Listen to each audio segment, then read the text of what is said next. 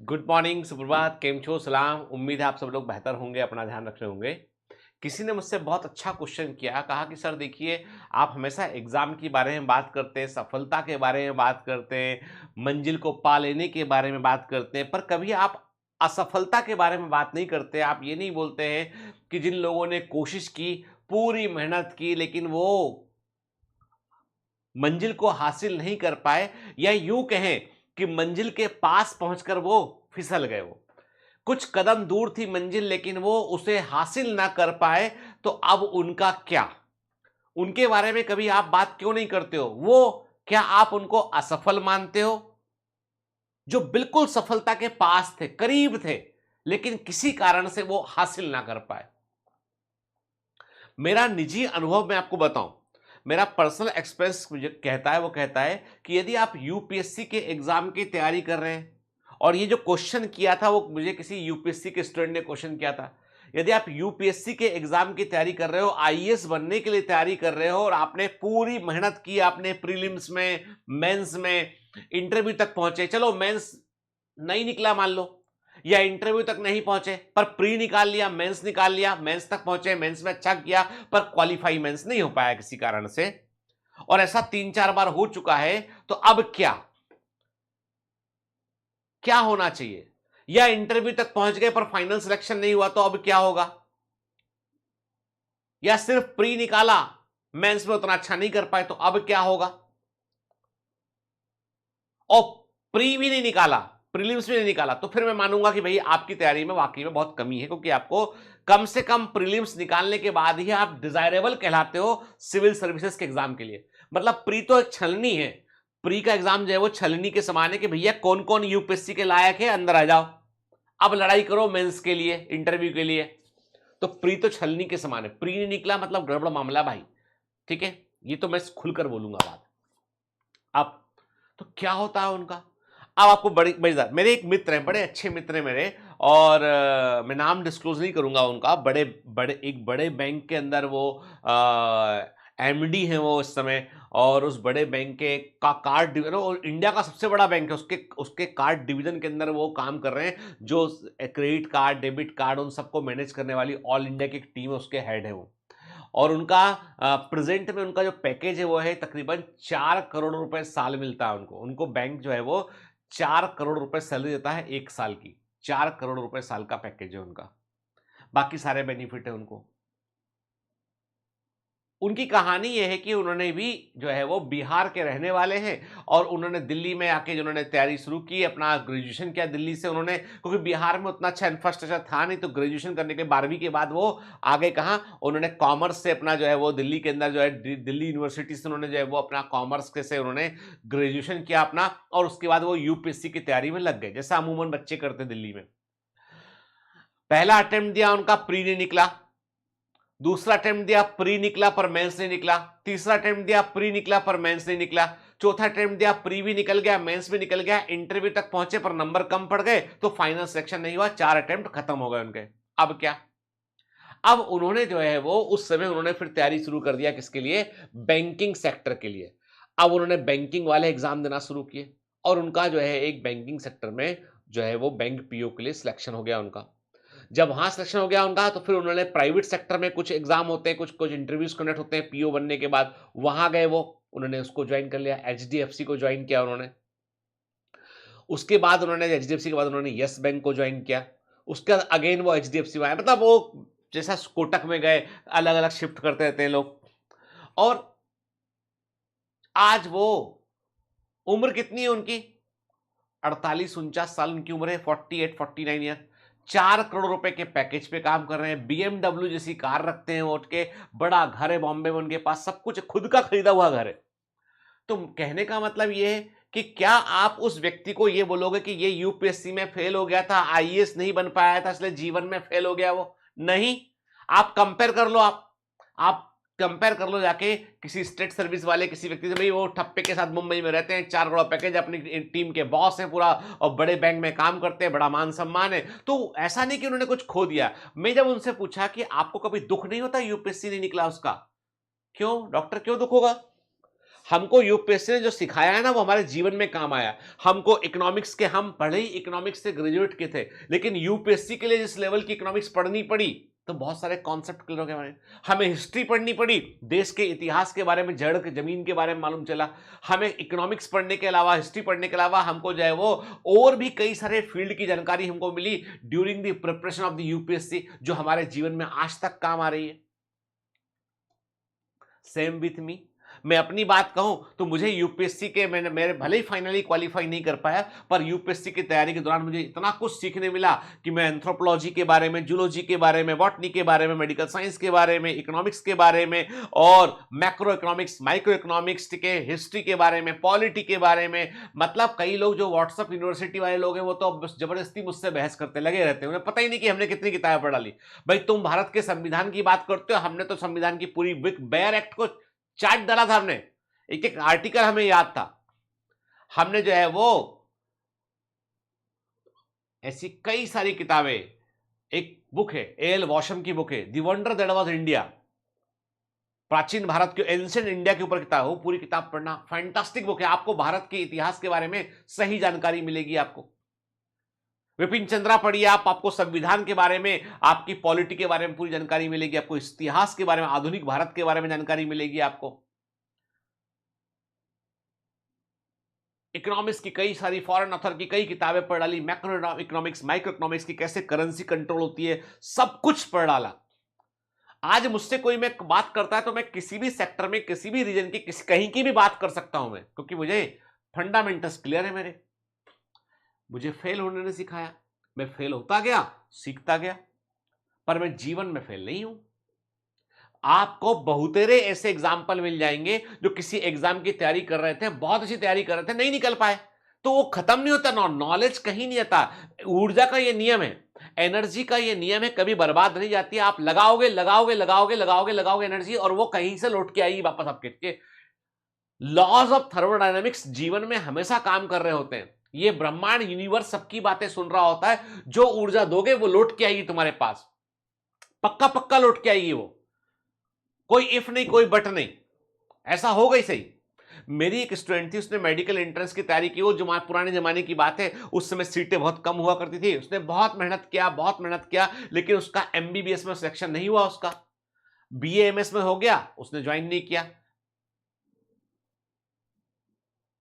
अब क्या है कि वो उसको फिर बड़ा बड़ा मन में खराब लगा। चार अटेम्प्ट हो गया, अब मैं क्या, घर वालों ने बोला अभी और नहीं है ना, तो उसको उन्होंने उठा के जो है वो एक एग्जाम निकाला, उसने कोई एग्जाम दिया, उसने जो फॉरेन यूनिवर्सिटी का एग्जाम था उसने वो एग्जाम दिया, इंग्लिश लैंग्वेज का एग्जाम दिया, और कनाडा में चली गई वो बायोटेक्नोलॉजी का कोर्स करने के लिए।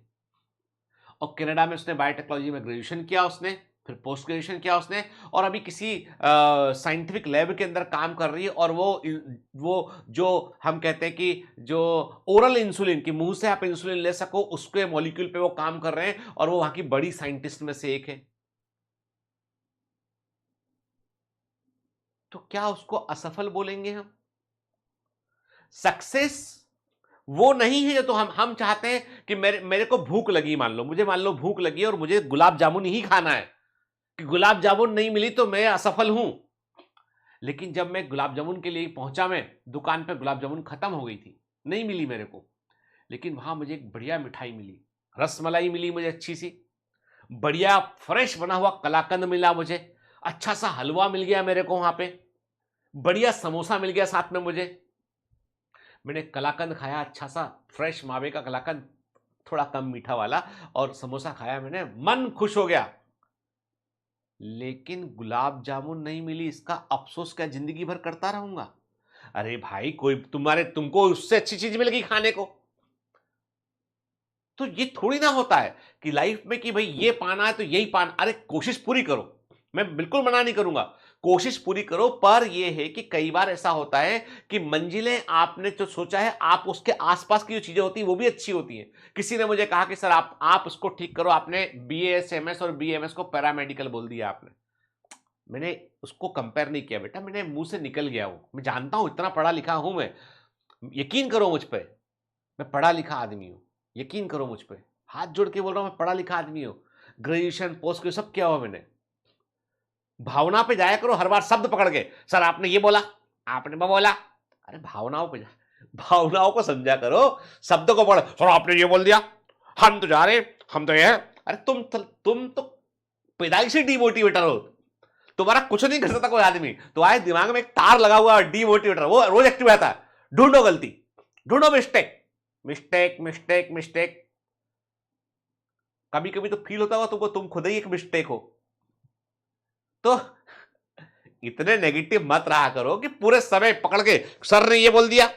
रोज सुनने आते हैं, रोज सुनेंगे, रोज मेरे में फॉल्ट निकालेंगे। ऐसा कहा था आपने, तब आपने ऐसा कहा था, तब आपने वैसा कहा था। अरे भाई अच्छी बात है तुम फॉलो कर रहे हो मेरे को, लेकिन पॉजिटिव आउटकम तो निकाल लो उसका। तुम कौन नंबर देने वाले हैं कि सर ने 1 नंबर सर को मिलेगा इस बात के लिए, इसको 2 नंबर मिलेगा, इसको तो सर फेल। तो मतलब तो भाई BHMS एक फुल फ्लेजेड डिग्री है, BAMS फुल फ्लेजेड डिग्री है। अब लेकिन कई लोग ऐसे लगे BAMS जो है वो MBBS से अच्छा है। क्यों अच्छा है? क्योंकि मोदी जी बोले अच्छा है, क्योंकि आयु अपने देश का है। कर ले भैया हार्ट ट्रांसप्लांट, तो अपने देश का है तो कर ले, चल कर लो, कर लो किडनी ट्रांसप्लांट। कभी समझा करो बात की गहराई को। ये नहीं बोलता हूं मैं कि बुरा है अच्छा है, अरे भाई सब डिग्री का अपना अपना महत्व है। एक्सरे टेक्नीशियन का अपना महत्व है, BAMS वालों का अपना महत्व है। अब उसमें ऐसे अपन अन्य से उठा के इससे ये बीमारी का ठीक होगा, ये डायबिटीज जड़ से खत्म हो जाएगी। अब डायबिटीज का बेसिक फंडामेंटल नहीं मालूम है, तुम जड़ से खत्म कहां से बीमारी कर दोगे बताओ। तो क्या होता है कि कभी कभी ज्ञान, आधा ज्ञान लेके दौड़ना बहुत खतरनाक होता है। पूरा ज्ञान रखो अपने पास, उसके बाद दौड़ो। अपन तो बात ही नहीं करते, इसलिए अपन को मालूम है कि छोड़ो हो गया। हम इतना जानते हैं भैया, हम अपनी पैथी के बारे में बोल सकते हैं कि एलोपैथी जो है वो, सर आप बेईमानी कर रहे हो, आप MBBS हो जैसा बोलते हैं। ऐसा नहीं बोलते हम कहते हैं ना, जिस दिन आयुर्वेद में बहुत सारी रिसर्च होकर सामने आ जाएगा भाई कि हम ये कर पा रहे हैं, ठीक है। मैं बिल्कुल इस बात से डिनाई नहीं करता हूँ। सुश्रुत के बारे में, चरक के बारे में बात करूंगा मैं कि भाई अपने चरक संहिता के बारे में, हमारे फर्स्ट सर्जन के। इंडियन नॉलेज बहुत ज़्यादा, लेकिन अभी उसको री इन्वेंट करना पड़ेगा बहुत सारी चीज़ों को। उसके बिहाफ में हम लोगों को का गलत इलाज नहीं कर सकते ना। हम, हमारे लिए ह्यूमन लाइफ की ज़्यादा वैल्यू, अपने हमारे जो मतभेद हैं वो अलग बात है वो, लेकिन ह्यूमन लाइफ का ज़्यादा वैल्यू है ना।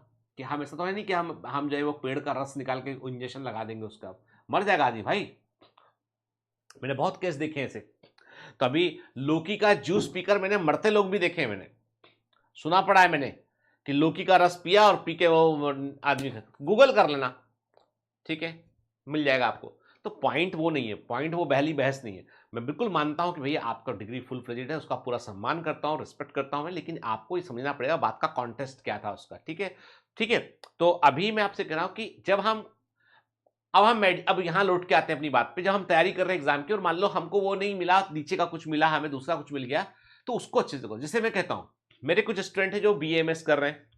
अब वो मुझसे कैसी बात, वो नेगेटिव बात नहीं करते, वो मुझसे बोलते सर देखो हमको है ना पूरा ह्यूमन बॉडी पढ़ना पड़ता है, जैसे MBBS पढ़ा था वैसा पढ़ना पड़ता है। हाँ उतना डेप्थ में नहीं है पर पढ़ना पड़ता है। हमको वो क्षार क्रम के बारे में, अलग अलग चीज़ों के बारे में पढ़ाते हैं, वो बताते हैं, ठीक है ना। और हम क्या करते हैं, अपना जो एडवांस मेडिसिन का नॉलेज और अपने नॉलेज को हम कंपेयर करके देखते हैं और हम उसमें से कुछ बेहतर आउटकम निकालते हैं। तो बहुत अच्छी बात है। हमको जो भी आप काम कर रहे हैं ना उसमें 100% हो, उसमें बहस मत करो आप। डोंट से कि मेरा काम बेस्ट है, show it is the best, अपना कीजिए। जैसे आपको बता दूं, एक होम्योपैथी डॉक्टर, डॉक्टर बत्रा, बहुत नाम है उनका दिल्ली के अंदर। एक डॉक्टर जुगल किशोर हुआ करते थे होम्योपैथी के डॉक्टर, दिल्ली के अंदर बड़े फेमस डॉक्टर थे। ऐसी डॉक्टर हैनीमन जो है वो होम्योपैथी के संस्थापक है। He is one of the best doctor, ठीक है। एक फिल्म स्टार है मनोज कुमार, काफी ओल्ड हो गए शायद, है कि नहीं मुझे पता नहीं अभी। मनोज कुमार, वो देशभक्ति वाली फिल्मों के, वो होम्योपैथी के बड़े नॉलेजेबल थे। अशोक कुमार, बड़ा नॉलेज था उन्हें होम्योपैथी के बारे में। तो होम्योपैथी जो है कई बीमारियों का इलाज करने में बड़ी इफेक्टिव रही है, सेम आयुर्वेदिक के साथ में। तो कोई पैथी को कंपेयर नहीं कर रहे हैं हम आपसे बोल रहे हैं कि जो काम तुम कर रहे हो उसमें तुम एक्सपर्ट हो कि नहीं हो, जो काम तुम कर रहे हो तुम उसमें एक्सपर्ट हो कि नहीं हो, ये देख लो अच्छे से, ठीक है ना। तो इसीलिए कभी हम जो मंजिल चाहते हैं, वो हमारी डिजायर है, हम वहां पहुंचे, उसकी पूरी कोशिश करें। लेकिन आसपास कुछ मिलता है ना, उसका भी वैल्यू होता है बेटा, ठीक है। इसलिए असफलता कभी भी पूर्ण नहीं होती है। असफलता का मतलब ये नहीं कि नहीं, इसका मतलब है आप वहां नहीं, आपको 100 में से 100 नंबर मिलने थे लेकिन 95 मिले तो आप फेल नहीं है, ठीक है। तो असफल मत बोलिए अपने आप को। असफल वो है जिसने प्रयास ही नहीं किया, असफल वो जिसने प्रयास ही नहीं किया है। जो प्रयास करेगा वो असफल हो ही नहीं सकता। ठीक है, वो बोलेंगे सफलता का पायदान अलग अलग होता है, सीढ़ी होती है। देखो मान लो 100 सीढ़ी थी, ऊपर कुछ रखा हुआ था, आप 50 सीढ़ी चढ़ गए, 60 सीढ़ी चढ़ गए, आप नहीं चढ़ पा रहे आगे, 60 तो चढ़े ना तुम ऊपर, इतना ऊपर तो तुम पहुंचे ना। अब वो जो जहां तक तुम पहुंचे हो उसे संभाल कर उससे और क्या बेहतर कर सकते हैं ये सोचना है हमको। तो मैंने आपको एग्जांपल दिए, बैंकिंग सेक्टर का एग्जांपल दिया मैंने, यूपीएससी के बारे में बताया मैंने। तो ऐसा नहीं है बेटा, इसलिए कभी भी है ना, जो आपने क्वेश्चन किया ना कि असफलता के बारे में, मैं कहता हूं कि मैं ये मानता हूं कि या तो हम जीतते हैं या फिर सीखते हैं। हार जैसी कोई चीज होती नहीं है, हार जैसी कोई चीज नहीं होती है। या तो हम जीतते हैं या फिर सीखते हैं, और सीखते हैं तो कुछ बेहतर करते हैं, है ना। तो जिन लोगों का दिल दुखा मेरे बीएचएमएस बीएमएस पे टिप्पणी करने से, तो मैं चाहूंगा बेटा कि आप इसको थोड़ा सा रैशनली सोचें इसको, कि मैं कंपेयर नहीं कर रहा हूँ, कि हर चीज का अपना महत्व है। नर्सिंग बहुत इंपॉर्टेंट है, पैरामेडिकल पूरा बहुत इंपॉर्टेंट है, बीएचएमएस बहुत इंपॉर्टेंट है, बीएमएस इंपॉर्टेंट है, हर डिग्री का बीयूएमएस इंपॉर्टेंट है, हर डिग्री का अपना एक महत्व होता है। और हमें महत्वपूर्ण व्यक्ति बनना है उस डिग्री के में कुछ बेहतर। डिग्रियां कागज के पत्थर है, कुछ नहीं है वो, ऐसी बात तो लिख के चलो भैया एमबीबीएस तुम। आप में हुनर होगा तो आप अच्छा करेंगे, आप, है ना। तो हुनर पर फोकस कीजिए, बहस पर फोकस मत कीजिए, चीजों में नेगेटिविटी मत ढूंढिए, पॉजिटिव एटीट्यूड रखिए, ठीक है ना। चलिए, have a great day, all the best, bye bye.